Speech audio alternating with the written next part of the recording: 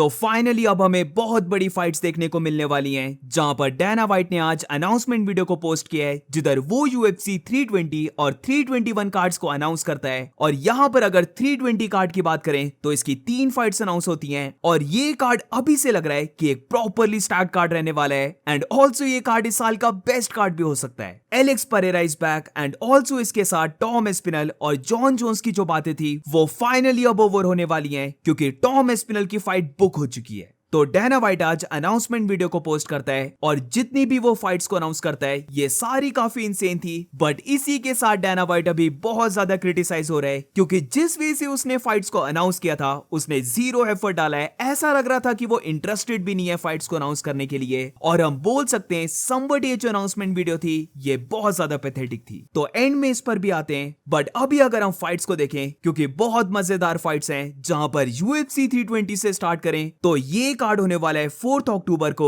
और यहां की जो मेन इवेंट फाइट है वो light heavyweight champion Magomed Ankalaev और एलेक्स परेरा की रीमैच फाइट है। तो फाइनली इन दोनों की फाइट बुक हो चुकी है और हम बोल सकते हैं एलेक्स परेरा के लिए ये फाइट एक डू और डाई वाली फाइट है, जिधर अभी तुम नोटिस कर रहे होगे कि जब से एलेक्स परेरा बीट हुआ है उसका जो ऑरा था वो समवट एकदम से डिक्लाइन हो चुका है, क्योंकि एलेक्स परेरा वैसा ही फाइटर है जो अगर विन करता रहा तभी उसकी सारी पर्सनैलिटी बनती है। तो इस फाइट में ये देखना होगा कि क्या शामा इज बैक या फिर मैगोमेड अंकलाएव एक बार फिर से शामा को बीट करने वाला है। आई बेट यू गाइस इस बार कोई ना कोई फाइटर मुझे लग रहा है नॉकआउट होने वाला है, क्योंकि पहली फाइट में एलेक्स परेरा ने ज्यादा चांसेस को लिया ही नहीं था, वो बहुत ज्यादा बैकवर्ड मूव हुआ था। बट ये जो रीमैच फाइट है यहाँ पर पता नहीं क्यों ऐसी फीलिंग आ रही है कि इस बार एलेक्स परेरा ज्यादा बैकवर्ड मूव नहीं होने वाला है। और इसका मतलब यह है कि एलेक्स परेरा ज्यादा रिस्क को लेगा, और अगर वो ये लेता है तो या तो वो मैगोमेड अंकलाएव को नॉकआउट करने वाला है या फिर मैगोमेड अंकलाएव एलेक्स परेरा को नॉकआउट कर देगा।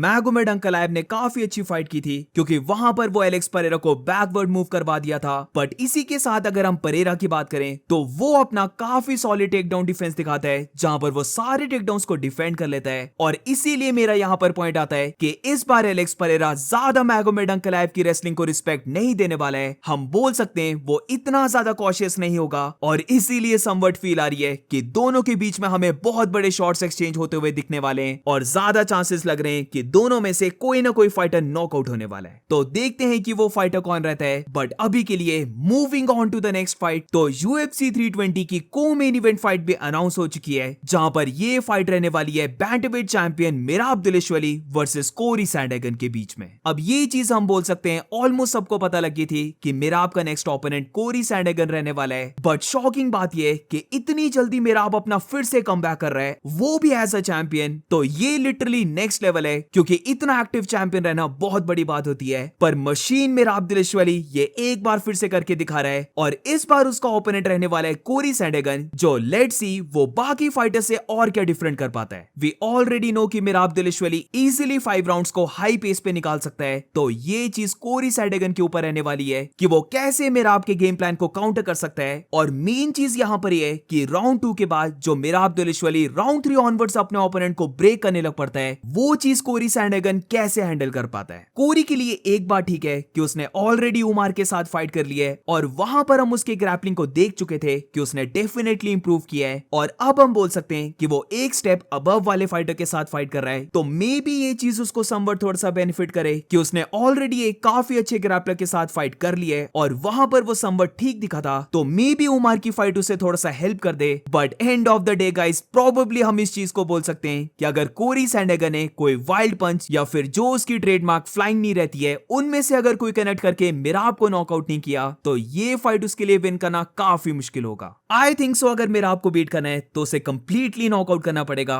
और लेट्स सी क्या कोरी सैंडहैगन ये चीज कर पाता है। तो UFC 320 में हमें 2 चैंपियनशिप फाइट्स देखने को मिलने वाली हैं। बट इसी के साथ अगर थर्ड फाइट की बात करें तो यहां पर फाइट होने वाली है light heavyweight fighters Jiri Prochazka versus Khalil Rountree के बीच में। अब पहली बात, ये फाइट बहुत ज्यादा इंसेन फाइट है, बट इसी के साथ ये मैचअप थोड़ा सा शॉकिंग भी है, क्योंकि हर कोई ये एक्सपेक्ट कर रहा था। यिरी प्रोहास्का ने इसकी ऑलरेडी बात कर ली थी कि मोस्ट लाइकली जो उसका नेक्स्ट ओपोनेंट रहेगा वो कार्लोस अल्बर्ग रहने वाला है। बट हम देख सकते हैं कि कार्लोस अल्बर्ग को ये फाइट नहीं मिली है, बल्कि खलील राउंट्री यिरी प्रोहास्का से फाइट करने वाला है। एक चीज यहाँ पर डेफिनेट है कि अगर मैगोमेड अंकलाएव एलेक्स परेरा को बीट कर देता है तो फिर जो भी यिरी प्रोहास्का या फिर खलील से विन करेगा उसे गारंटी मान के चलो कि नेक्स्ट टाइटल शॉट मिलने वाला है। बट प्रॉब्लम यहाँ पर आती है कि अगर एलेक्स परेरा मैगोमेड अंकलाएव को बीट कर देता है तो फिर क्या ये जस्टिफाई होगा कि यिरी प्रोहास्का और खलील राउंड्री के विनर को नेक्स्ट टाइटल शॉट मिले। स्पेशली अगर हम यिरी की बात करें तो अगर वो खलील राउंड्री को बीट कर लेता है तो आई हाईली डाउट कि यूएफसी एलेक्स परेरा और यिरी प्रोहास्का की ट्रिलॉजी फाइट को करवाएगी, क्योंकि 2 बार यिरी प्रोहास्का नॉकआउट हो चुका है और सेकंड टाइम तो डोमिनेट होकर नॉकआउट हुआ है। तो आई डोंट थिंक सो कि ये हो पाएगा।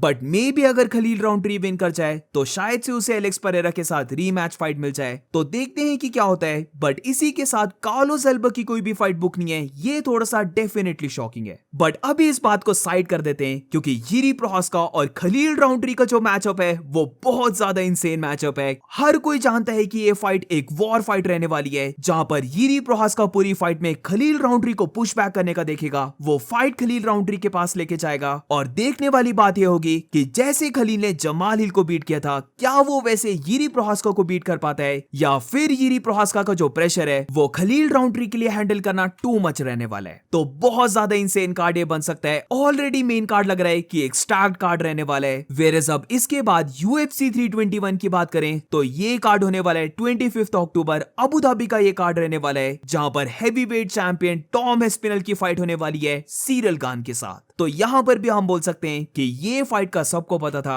कि सीरियल गान ही टॉम एस्पिनल का फर्स्ट ओपोनेंट रहने वाला है। बट ये फाइट होने वाली है अबू धाबी में। तो यहां पर मैं फिर से बोल देता हूं कि क्योंकि ये अबू धाबी का कार्ड है तो वी ऑलरेडी नो कि ये वाला कार्ड भी प्रॉपर्ली स्टैक्ड रहने वाला है। तो बाकी जितनी भी यहां पर फाइट्स होंगी लगा के चलो वो भी एब्सोल्यूट बैंगर होंगी। अब टॉम और गान के बारे में आते हैं तो यहां पर टॉम एस्पिनल के लिए मुझे लगता है ये फाइट बहुत ही ज्यादा इंपॉर्टेंट फाइट है, क्योंकि हर किसी ने देखा है कि जॉन जोन्स ने कैसे सीरियल गान को बीट किया था। तो इसीलिए हर कोई इस फाइट को जज करने वाला है। तो यहां पर टॉम एस्पिनल को ऑन पॉइंट रहना होगा। अभी मैं बोल देता हूं कि अगर सीरियल गान ने टॉम एस्पिनल को हल्की सी भी प्रॉब्लम दे दी तो हर जगह इस फाइट का कंपैरिजन जॉन जोन्स की फाइट से होने वाला है। इसीलिए मेरी ओपिनियन में टॉम एस्पिनल को यह फाइट परफेक्टली करनी होगी। बट इसी के साथ अगर फाइट मैचअप की बात करते हैं तो पूरी हैवीवेट डिवीजन में सीरियल गान ही एक ऐसा फाइटर है, उसके पास टॉम एस्पिनल की स्पीड को मैच करने की है वो एबिलिटी। तो अगर ये फाइट फीट में रही तो सीरियल गान के पास डेफिनेटली वो चांस है। बट अगर फाइट ग्राउंड में जाती है तो वी नो कि सीरियल गान की जो रेसलिंग है वो बहुत ज्यादा वीक है, उसकी ओवरऑल ग्रैपलिंग भी बहुत ज्यादा वीक है। तो मेरी ओपिनियन में टॉम के लिए इजी बात है कि वो फाइट को ग्राउंड में लेके जाए और वहां पर ट्राई करे सीरियल गान को बीट करने की। इस पूरी फाइट में बहुत कुछ डिपेंड करता है। और एक सेकंड के लिए इमेजिन करो अगर सीरियल गान टॉम एस्पिनल को बीट कर दे, इस एक लॉस से बेसिकली हम बोल सकते हैं पूरा टॉम एस्पिनल का करियर डिस्ट्रॉय होने वाला है। तो ये फाइट उसके लिए मोस्ट इंपॉर्टेंट फाइट रहने वाली है। और जैसे मैंने कहा सीरियल गान के पास एबिलिटी है कि वो टॉम की जो स्ट्राइकिंग की पेस है उसे मैच कर सके। और कहीं ना कहीं मैं ये भी देखना चाहता हूं कि टॉम एस्पिनल कैसे फाइट करता है अगर फाइट जाती है राउंड 2 या फिर राउंड 3 में, क्योंकि अभी तक हमने उसे राउंड 1 के बाद नहीं देखा है। तो सीरियल गान के पास ये भी एबिलिटी है कि वो फाइट को राउंड 1 के बाद भी लेके जाए। तो ओवरऑल हम बोल सकते हैं इस फाइट में बहुत कुछ डिपेंड करता है और ये फाइट पूरी हैवीवेट डिवीजन के लिए बहुत बड़ी फाइट है। तो फाइनली अब हमें काफी बड़ी फाइट्स देखने को मिलने वाली हैं और लगा के चलो सबसे पहले मजा आने वाला है UFC 319 को देखकर। फिर UFC 320 बहुत बड़ा कार्ड बन चुका है और इसके बाद UFC 321 भी बहुत बड़ा कार्ड बनेगा। पहले हाफ में हमें इतने बड़े कार्ड्स देखने को नहीं मिले, but second half of the year का लग रहा है कि सारे कार्ड स्टैक्ड रहने वाले हैं। तो मैं तो डेफिनेटली बहुत ज्यादा हाइप्ड हूं।